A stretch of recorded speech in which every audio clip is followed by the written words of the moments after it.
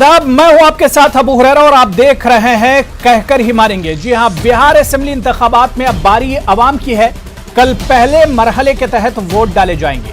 बिहार में इस बार भी रोजगार, डेवलपमेंट, तालीम, सेहत और लॉ एंड ऑर्डर के अलावा महंगाई बड़े इश्यूज हैं। हर बार की तरह इस बार भी उम्मीदवारों ने जमकर दावे और वादे किए हैं।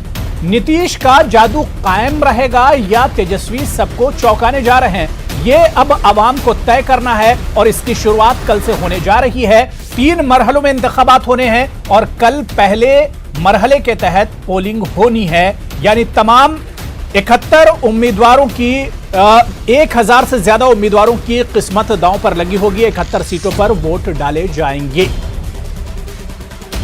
आज इसी पर हम बात करेंगे।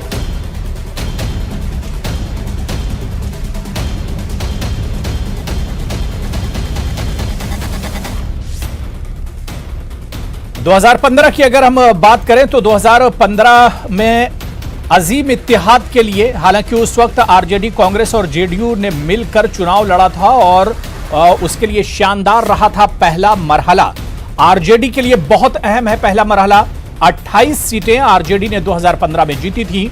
जेडीयू की बात करें तो जेडीयू के खाते में 19 सीटें गई थी।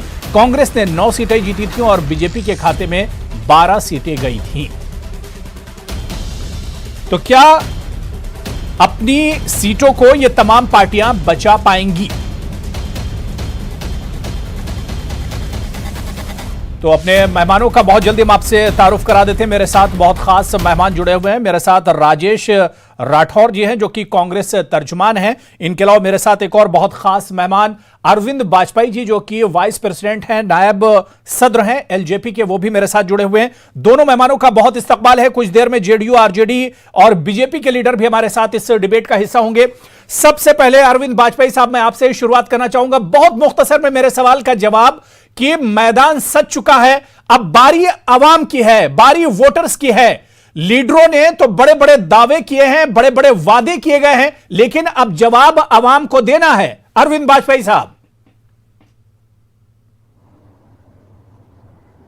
देखिए, जनता डेमोक्रेसी में भगवान का रूप जाहिर करती है और जनता ने इस वक्त ये कि जो मौजूदा सरकार सत्ता में है उसने जो काम किए, जो वो वादे कर रहे हैं, वो जनता भुगत रही है। तो कितने वादे सच्चे हैं उनके, कितने आंकड़ेबाजी कर रहे हैं, उससे जनता को बिल्कुल समझ आ रहा है कि नीतीश बाबू जो है उन्होंने जितना क्लेम कर रहे हैं उतना काम नहीं किया, उसका पासंद भी नहीं किया है। और इसीलिए उनकी भीड़ नहीं आ रही है रैली में। भीड़ आ रही है रैली में, जनता सुनने को आ रही है चिराग पासवान को, तेजस्वी बाबू को, और मोदी जी जब जाते हैं तो सबसे ज्यादा उनको सुनने में आती है। तो इससे साफ जाहिर होता है कि नीतीश कुमार की नेतृत्व खत्म होने जा रहा है, कुर्सी उनकी जा रही है, इसीलिए वो खिजिया रहे हैं, खींच रहे हैं। अरे भाई क्यों गुस्सा करते हो? कभी तो आप कहते थे जनता मालिक है, जनता अगर हमको काम करने का मौका देगी तो हम करेंगे, नहीं तो नहीं करेंगे। तो गुस्सा क्यों हो रहे हो? मतलब जनता जो आपके सामने बैठी है उसको आप डांट भी लगा रहे हैं, आप शब्दों का प्रयोग कर रहे हैं। अभी दूसरे जो विपक्षी दल है उनके लिए भी अब शब्दों पे नीतीश कुमार की ये यूएसपी कभी नहीं। बिल्कुल, सवाल तो यही उठ रहा है कि आखिर नीतीश कुमार जी तो इस तरह के नहीं थे, ये बदलाव आखिर नीतीश कुमार में कैसे आया? पर्सनल अटैक कभी नीतीश कुमार नहीं करते थे, या इस तरह के बयानात नीतीश कुमार की जबान से सुनने को नहीं मिलते थे? आखिर ये बदलाव क्यों आया, इस पर भी हम चर्चा करेंगे। मेरे साथ एक और बहुत खास मेहमान Danish Iqbal, BJP spokes person है, वो भी जुड़ चुके हैं मेरे साथ। दानिश इकबाल, आपका भी बहुत इस्तकबाल है न्यूज़ 18 उर्दू में। मैं राजेश राठौर जी आपके पास आना चाहूंगा। राजेश राठौर